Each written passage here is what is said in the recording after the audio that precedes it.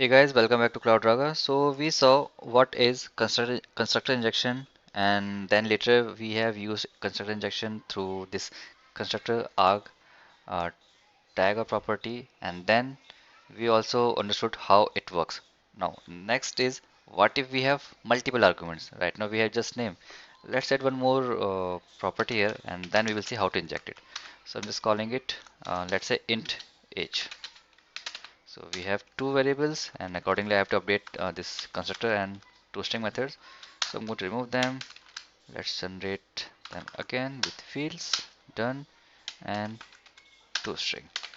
And we don't need super keyword, so let's remove it. So our class is ready. Now with two fields, one default constructor, next one is taking arguments, and third thing is the toString method, which prints all the fields values because things are private, so we cannot access them. So we need some way to access the values of these fields. Okay, so our class is ready. Next, we need to initialize inside this XML file. So this was for one field. Okay, I'm not going to delete this. Let me just comment this out, or before that, let me copy and then comment. So this was with one field. What if we have two fields? So things remain same. What I'll do, I'll just copy this and paste the age, not actually paste, just giving a age, let's say 14.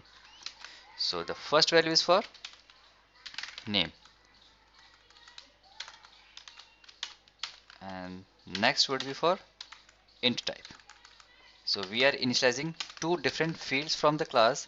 One is name and second is int. So that's how pony get initialized and assigned to string type, that is name, and then that's how the next type, that is int, gets initialized with 14 and get assigned to age. Sorry, it's not int, it's age. And okay, I can say like this: name is of string type and age is of int type. Okay, so that's the only thing I've done. I have added one for field and then initializing it through this constructor. That's how we do. And if I run this code this time, we should get some different message. Okay, so name is Pony and age is 14. So yeah, that's how we can have multiple arguments to be initialized through the constructor arg tag, that is a subtag of bean. But this is not the only way. We have multiple other ways for initializing the constructor types.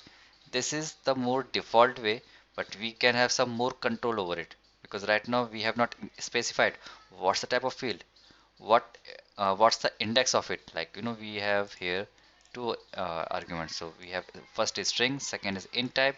This is on first index, this is on second index. So basis on these two things, we can also initialize a constructor. So that we will do in next video. Thanks for watching this video. Let's see what else we have here. Bye bye.